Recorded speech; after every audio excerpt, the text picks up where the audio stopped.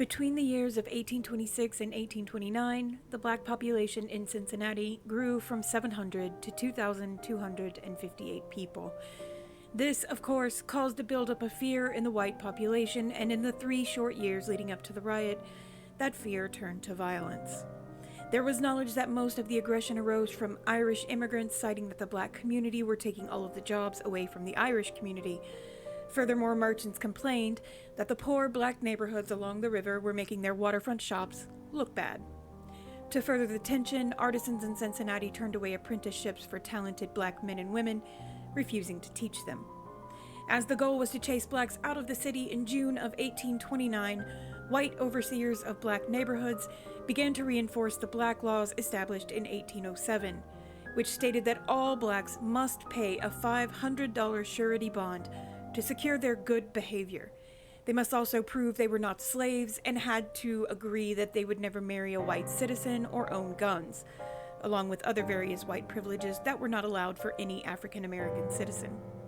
That June, African Americans were told they had a mere 30 days to pay the $500, which is roughly $12,000 in today's money, or they would be expelled not only from the city, but also from the state. At the same time, there came a threat of prosecution to any white person or family helping any black citizen during this time, and that included loaning the money. Not happy with the lack of exodus from the black community, the American Colonization Society tried to push harder punishments for the break of any of the 1807 black laws, and tried to encourage immigration out of the United States entirely by offering, yet again, to send them back to Africa. However, at this time in African American history, most black families were indigenous to the United States and no longer had ties to Africa.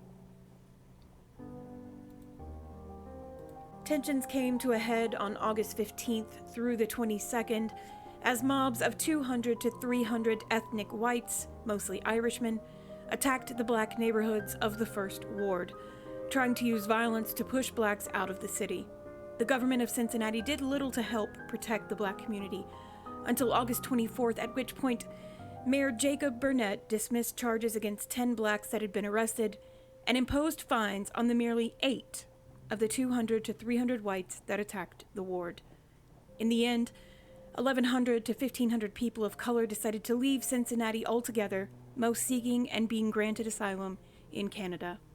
However, those Native Black Americans who remained and those that migrated to stand with them in solidarity were attacked 2 more times after 1829, in 1836, and again in 1841. Fortunately, this time, they had strengthened many of their rights and positions in the city and were able to fight back.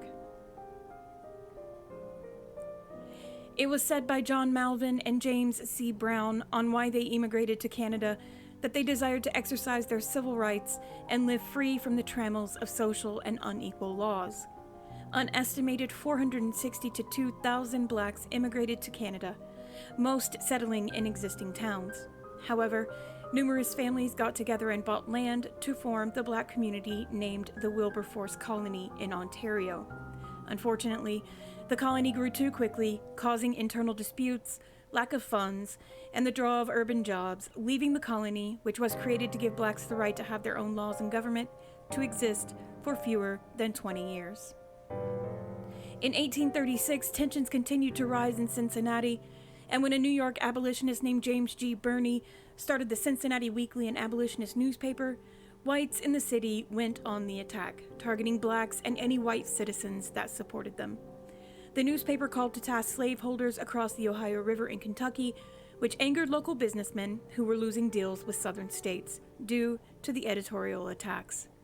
A riot broke out in April and buildings were burned, causing the death of several black citizens, and wasn't stopped until the government declared martial law. In July, Birney's printing press was destroyed twice, along with more damage to black-held properties. And in 1841, a mob of white men met in the 5th Street Market and marched on what was called Little Africa or Bucktown. The residents of Bucktown knew they were coming, and they were armed and ready. Yet the whites had secured a cannon, marched it down 6th Street, faced it towards Bucktown, and fired. Many lives were lost. Martial law was declared yet again, only this time 300 black men were arrested, and while they were in custody, their homes were attacked and destroyed.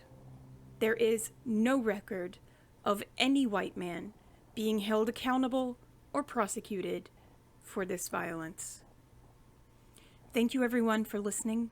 I hope that this channel will teach you things that were whitewashed out of our history lessons or taken out altogether for some reason or another.